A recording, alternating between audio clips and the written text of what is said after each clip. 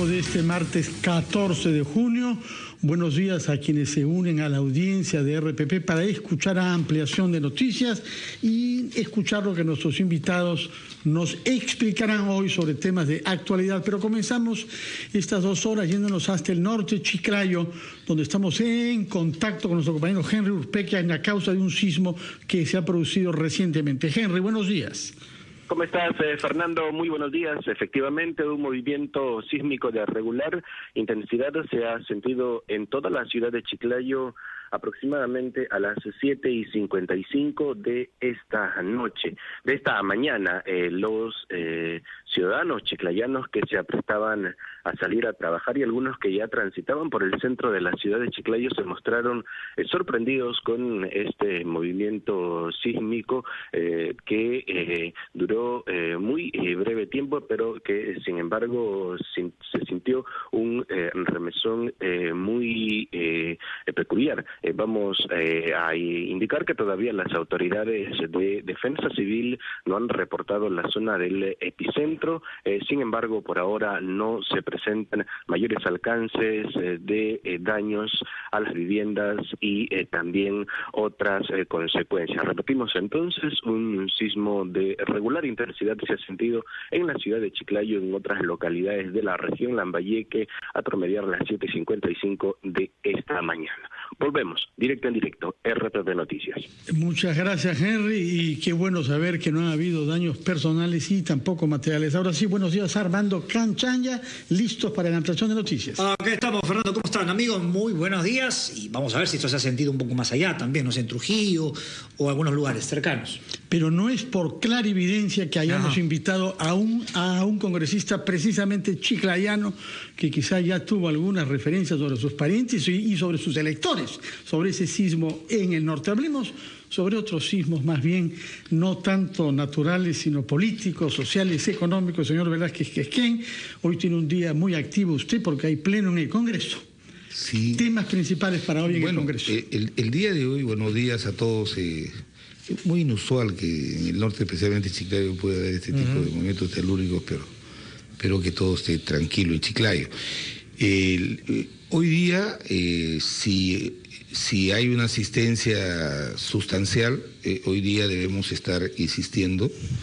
La autógrafa que ha sido observada por el Ejecutivo que establece que los pensionistas pueden utilizar hasta un 25% para poder tener de sus aportes para pagar una hipoteca de primera vivienda, ¿no? Y creo que ahí no ha variado la correlación de fuerza. De lo que he podido hablar con los voceros, todos vamos a votar en el sentido que se votó en la última oportunidad. ¿Querrá esto decir entonces que las observaciones planteadas por el presidente de la República no habrán servido para nada? Así es sencillamente porque los argumentos que se dan no tienen sustentación, ¿no? Y también hay otros temas que se van a ver, como el tema del informe final sobre las agendas de la señora Nadine Heredia. El caso Lavajato es un caso muy singular. El presidente de la comisión se ha quedado solo, ha presentado un informe singular y más bien los de la oposición han presentado un informe con 4 firmas y hay 2 del fujimorismo que han presentado aparte. Entonces, en la práctica no hay informe, pero bueno, él viene insistiendo que quiere sustentar y que lo haga, ¿no? También se va a ver ese tema, se debe terminar también con esta investigación del caso Orellana, y mañana debemos ver este tema que plantea que las bancadas puedan ser organizadas con 5 miembros, como se ha aprobado por unanimidad en la Comisión de Constitución. Y está bueno lo de estos días que ha sido la aprobación del Contralor General de la República, una cosa que, digamos, pasó rápido en medio de todo el lío de la campaña. ¿Qué va a pasar? ¿Esto va a quedar así, tal cual? Porque hay una protesta de los grupos parlamentarios, los que se fueron, los que no estuvieron, pero entiendo que ustedes tampoco están de acuerdo. Nosotros lo que llamamos la atención fue la forma tan imprudente y rápida como la sacó el oficialismo.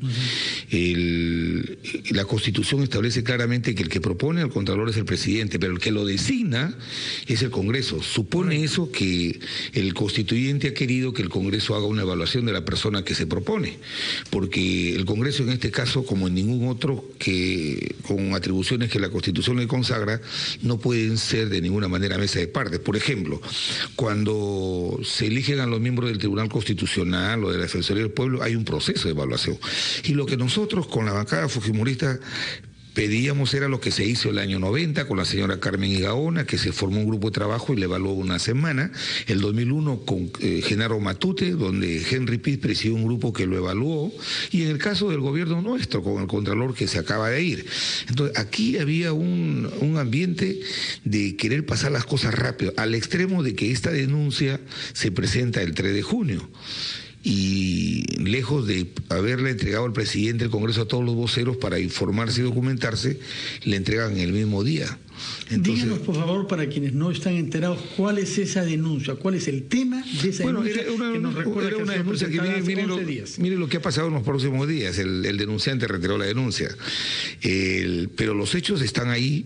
Hay una compra de un inmueble comprado para autoconstrucción y lo que nosotros pedíamos era una explicación. Hay coincidencias ahí que se dijeron en ese momento, como por ejemplo la hermana del abogado, la señora Nadine Heredia, pero es cierto que la señora era accionista de la compra de este inmueble, y parece que padece una enfermedad y entregó a su hermana para que lo venda, pero el proyecto no, hasta ahora lo explicará el Contralor cuando vaya en agosto a su comisión. Nosotros a partir de esa venta entendimos que estaban dedicándose a una actividad lucrativa. Parece que este era un hecho. Es como que parecen querer decir que en realidad, por mala suerte de la vida, todos resultamos comprando en planos y terminamos de vecinos. Sí. O sea, eso no es creíble para usted. No, pero era que se tenía que explicar, porque es poco usual que un titular de un pliego como el Contralor, con su hombre de confianza que gerencia la institución, participe en este tipo de aventuras inmobiliarias, pero eso se verá en agosto y como yo soy miembro de la subcomisión de acusaciones, no quiero adelantar juicio de valor, pero era un hecho que tenía que esclarecerse. O sea, el nombramiento ya no se toca, lo que viene después es una denuncia. El nombramiento, al no establecer el reglamento, el procedimiento de la evaluación, el procedimiento es perfectamente válido. Lo que sí queda, la ley del Sistema Nacional de Control establece que el Contralor tiene que tener un requisito que es fundamental: conducta intachable e integridad moral, y que no se puede dedicar a otras actividades aparte de la función docente. Entonces, lo que sí puede hacer el nuevo Parlamento con una correlación de fuerzas, si encuentra una causal que justifique la remoción, lo puede remover. O sea, usted lo que está diciendo es que no hubo una compra de un bien privado, sino un negocio lucrativo. Eso contradice el texto de la ley orgánica de la Contraloría. Eso fue lo que a primera vista de la documentación que tuvimos lo planteamos para que lo esclareciera el Contralor. Luego, esto pasado, parece que uno de los accionistas de esta autoconstrucción falló y este proyecto se lo venden a otra persona, que es la que hace el contrato de la hipoteca con esta cooperativa de ahorro y crédito San Miguel, que dígase de paso, eso sí está confirmado. Un poquito no, que la superintendencia había establecido que no estaba autorizada para hacer este tipo de operaciones, pero eso se esclarecerá cuando... Ahora, ese punto es grave, que se haya recurrido a un crédito de $5 millones con una cooperativa que no está autorizada para dar... Hasta por 5 millones, sí, y es un tercero el que lo hace. Discutible, ¿no? Todo eso se va a aclarar y, repito, cuando uno escucha denuncia constitucional cree que ya es una imputación de un delito, ¿no? Eso puede uno infringir la Constitución o la ley, y lo bueno que tiene ese procedimiento, que como es jurisdiccional parlamentario, ahí se permite que en la etapa probatoria la persona que es investigada por este hecho puede esclarecerlo. Ahora, ¿el Fujimorismo lo apoyará usted en esto o no? ¿Cómo? ¿El Fujimorismo lo apoyará? Hasta donde yo sepa, lo van a apoyar. Hasta donde sepa. ¿Habría votos para sacarlo? No necesariamente para sacarlo, porque si las explicaciones nos convencen, o sea, si yo digo desde ahora que la intención es sacarlo, entonces no vayamos al procedimiento de la acusación. Lo que hemos venido sosteniendo con la bancada fujimorista es que queremos, si se hubiera hecho una suspensión de la sesión por un par de horas y el Contralor que estaba cerca hubiera podido explicar estas cosas, este es el momento que no estuviéramos hablando de este tema, sino de otros importantes para la nación, pero... Hablando de otros temas importantes, pero es también importante que los funcionarios de más alto rango en el Estado tengan una credibilidad total, sobre todo ahora que estamos comenzando un nuevo periodo, ¿no? Por eso es que la pregunta de mi colega Armando es sumamente pertinente. Así es, exactamente. Si es que acá hay indicios de que no se ha respetado la ley orgánica de la institución que él tiene que liderar, es probable que haya un voto. Es una institución muy importante, la que va a liderar todo el sistema anticorrupción. Y es el punto más sensible y es el que más preocupa al país, y por eso creo que es una de las prioridades del presidente de la República electo, ¿no? Mientras pasan estas cosas, usted mismo y su partido, el APRA, están buscando jugar el rol que se han atribuido, el de bisagra, es decir, de conexión o puente entre la mayoría parlamentaria y el señor Kuczynski y su partido. Cuéntenos cómo es eso de bisagra. Es un deseo democrático, o sea, nosotros tenemos experiencia. Nuestra bancada, toda la bancada se ha reelegido y tenemos experiencia en el gobierno y sabemos la complejidad de lo que es manejar el Estado. Aquí estamos ante un escenario que se da después de 1995, donde el Ejecutivo no tiene una mayoría en el Congreso, pero además la primera fuerza de oposición tiene una mayoría absoluta. De tal manera que aquí lo que hay que hacer es hacer un esfuerzo de integrar lo que debe ser el paquete de medidas urgentes que va a dar el Poder Ejecutivo, también con la agenda que tiene esta mayoría de su paquete parlamentario. Entonces, hay que integrarlo. Pero esa agenda parlamentaria creo que no ha sido explicitada todavía. No, había un plan de gobierno, pero grandes temas de ley no se han presentado. Pero mira, yo te quiero decir lo siguiente, ¿por qué es importante el diálogo y por qué es importante que estas dos fuerzas políticas conversen, el Ejecutivo? La fuerza que representa el Congreso mayoritariamente tiene el 50% de respaldo del país, y ese 50% también tiene problemas, tiene preocupaciones que hay que atender.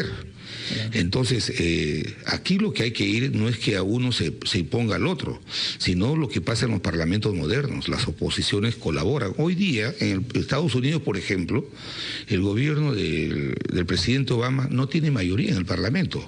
Los republicanos le han bloqueado algunas iniciativas. Nombramiento de juez supremo. ¿No? Entonces, ¿qué es lo que pasa? Ahí lo que tiene que haber diálogo, no intolerancia, y por eso es que, primero, que los fujimoristas tienen mucha experiencia, no está para dar las elecciones, ellos saben lo que hacen. Y segundo es que las características del jefe de Estado es un hombre no solamente que tiene una característica, que es un buen técnico, sino que tiene una buena cintura política.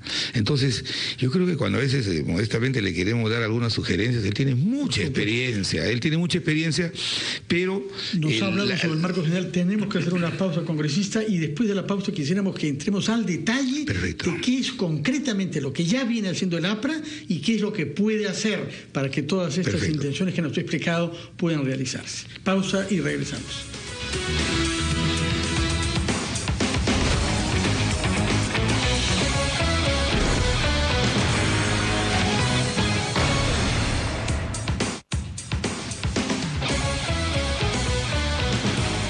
Este programa llega gracias a AFP Integra, reconocida como la TV.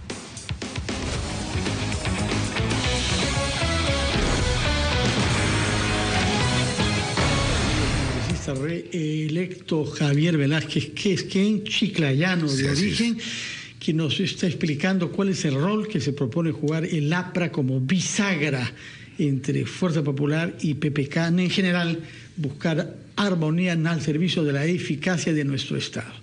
Congresista, ¿qué cosa es lo que ha hecho el APRA hasta ahora y qué cosa cree usted que puede hacer en el corto plazo? Mire, nosotros hemos ofrecido modestamente nuestra intermediación sin condiciones. No tenemos aspiraciones de formar parte del gobierno, pero creo que nuestra responsabilidad para con el país, toda vez que 2 veces hemos sido honrados para conducirlo, de que el rol que debemos cumplir las bancadas, primero es un apoyo sin condiciones al partido de gobierno para que pueda poner en marcha las principales medidas en beneficio del país. Como que lo queremos hacer, hay varias bancadas, y creo que también, conociendo la vocación democrática del fujimorismo, también lo van a hacer. Si esto es así, Yo creo que lo que hay que romper es este entrampamiento político que hay. Este es el momento de los políticos, no es el momento, con respeto que merece, de los técnicos. Aquí no es un tema de cuántos millones más inviertes en gasto público, cuánto estimulas más la inversión para que venga la privada y generar crecimiento. Ese es un tema importante, como también la seguridad ciudadana, pero hay que resolver este entrampamiento político. Y me parece muy bien la forma como está moviendo el tema del presidente Kuczynski. Ahora, lo que hay que evitar es que haya gente al entorno que esté alentando un clima de confrontación. Yo creo que detrás de la bancada fujimorista hay la mitad de peruanos que han votado por esa opción democrática. No, pero ¿cómo justamente poder, digamos, amalgamar estos dos intereses? Porque estamos en un momento en que hay que conversar, hay que tener agendas amplias, pero como usted bien dice, tenemos a la mitad que ha sido elegida con una promesa y con un mandato, que vota como tú me has ofrecido. Y el otro lado le puede decir, oye, ¿sabes qué? Ahora apóyame a mí. Claro. ¿Cómo se va a resolver eso? Primero diré que el presidente, que ha sido reconocido hasta por la propia candidata que ha sido derrotada como nunca antes, que no han puesto en cuestión los resultados a pesar de lo estrecho del pronóstico, pero quiero decir que la grandeza del presidente reside en eso, en convocar a su opositor, al que ha derrotado, y la generosidad de la señora Keiko para poder concurrir a lo que debe ser el esfuerzo de integrar lo que tú dices. Es cierto que ha ganado el presidente Pedro Pablo Kuczynski, pero hay la mitad casi de peruanos que votaron por una opción democrática y que también tiene que, para convencer esos votos, hizo propuestas. Hay muchos puntos de coincidencias en el tema económico. O sea, el qué hay coincidencias, el cómo hay diferencias que se pueden salvar con diálogo. No hay que olvidar que la bancada que hoy controla el Parlamento va a poner su propia agenda. Y es legítimo. Entonces, ¿cómo hacemos que colisione con el Ejecutivo? No, hay que integrarlas. Hay prioridades en el tema de la lucha contra la seguridad ciudadana, en el tema económico. Y eso pasa por la mesa directiva. ¿Usted cómo imagina que tendría que ser la mesa directiva del Congreso? Primero, que la mesa directiva tiene que ser presidida por la bancada mayoritaria, es el principio democrático, ¿no? Y además porque la bancada de gobierno no la puede pedir, porque no hay que olvidar que uno de los argumentos para la segunda vuelta fue no le den el voto a la señora porque ya tiene el control del Parlamento.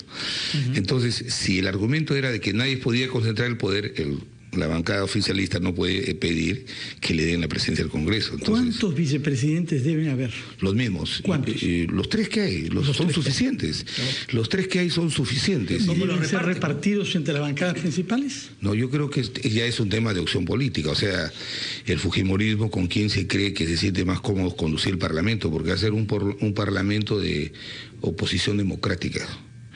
Y los que participen ahí tienen que tener el convencimiento de que están en la línea porque es administrar el Parlamento. Claro. O sea, el APRA podría estar en esa mesa. Es que son temas administrativos. No, pero podrían estar ustedes en la mesa. Por supuesto que sí, porque son temas administrativos. O sea, no son temas de que el hecho que vayamos en una mesa sea una alianza política. Mire, yo voté por Iberico, impulsé esa candidatura de Luis Iberico, que es de APP, pero eso en nada me comprometió políticamente, sino que promovimos una lista alternativa de oposición a la del gobierno que venía dirigiendo un desastre el Congreso. ¿Y usted votó también por Keiko? Por supuesto. ¿Cómo nos lo adelantó? Como votó el 50% de los peruanos. Sí, porque a veces nos quieren satanizar. No es un reproche, es una pregunta para que los oyentes recuerden. Regresemos al tema que le pregunté, porque usted nos ha contestado con mucha lucidez sobre lo que hacen los otros y lo que deben hacer los otros. Pero la pregunta es qué cosa ha hecho hasta el momento el APRA y qué puede hacer en el corto plazo. Y a eso apuntaba sin duda la pregunta de Armando. Si usted fuera vicepresidente, como se dice que podría ser, contribuiría, estando en la Junta Directiva, a este rol bisagra que se ha dado como tarea a su partido. Primero quiero decirle, no de ahora, sino de mesas directivas anteriores me han propuesto formar, y yo no he aceptado. Yo he sido presidente del Congreso. Recordamos. Y yo he sido presidente del Congreso, yo no voy a aceptar ningún cargo directivo, ni ahora ni en los próximos 5 años. Pero como y el rol bisagra que usted puede jugar de manera eminente habiendo votado por Keiko. Pero no se necesita un cargo para poder volcar la modesta experiencia que uno tiene para integrar esfuerzos, no para difuminarlos. Y yo creo que aquí, aunque sea nuestra bancada pequeña del Castillo, Mulder, somos gente que tenemos experiencia, la podemos poner al servicio sin ninguna condición para integrar esfuerzos. Yo creo que el Parlamento tiene ahora una magnífica oportunidad de demostrarle al país que no es una mesa de partes, que no es una mesa de partes, especialmente el Ministerio de Economía. Por eso es que, contra lo que algunos satanizan de que porque tiene el fujimorismo una mayoría absoluta, se pueden cometer excesos. No, para eso está la correlación de fuerzas, para eso las bancadas pequeñas, para eso el sistema permite que hayan bancadas que puedan servir hasta de contrapeso a estas mayorías parlamentarias, porque si nos pueden ganar numéricamente a veces el llevar un tema a un nivel de confrontación con una mayoría numérica apoyado por la calle, termina haciendo retroceder a esa mayoría numérica, como la ley Pulpín. Entonces yo creo que ahora no estamos, como decía alguien, en la edad de la rabia, estamos en la edad de la razón, tenemos que integrar esfuerzos. A propósito de razón, si es que PPK pide facultades delegadas para legislar vía decreto sobre algunos temas urgentes, ¿usted piensa que el Parlamento, con el rol bisagra del APRA, debería concedérselo? Y pienso que sí le debe dar. ¿Sabe por qué? Porque hoy más que nunca se va a poder ejercer el control político. Porque cualquier exceso en los plazos que le demos o en las materias que le encarguemos, el Parlamento rápidamente, con la mayoría que tiene el fujimorismo, se puede controlar, se puede derogar en parte la norma, se puede corregir y se puede sancionar los excesos. Antes no. Antes, cuando inclusive hemos tenido, en el gobierno nuestro, que hemos tenido una minoría y en de Humala, normalmente con los aliados no había mucho control a las facultades delegadas.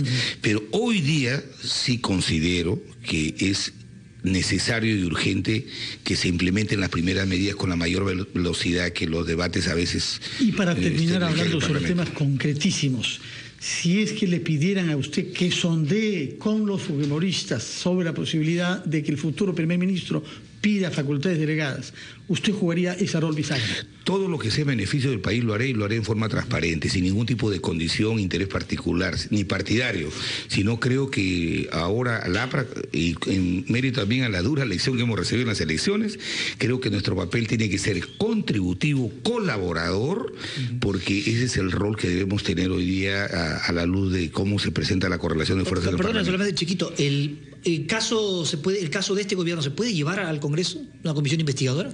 Sí, y yo he planteado de que hay que desechar, y eso lo hemos conversado inclusive. Sí o no, congresista, porque el tiempo es tiránico. Pero no puede ser una mega comisión de 5 años, tiene que ser una comisión por su respuesta brevísima. Con materias y plazos. Y claro, felicitaciones por este rol bisagra que se han dado, y ojalá que lo hagan para que la puerta se abra sin crujir y sin lentitud. 8:30, pausa, y retomamos ampliación de noticias. Bueno.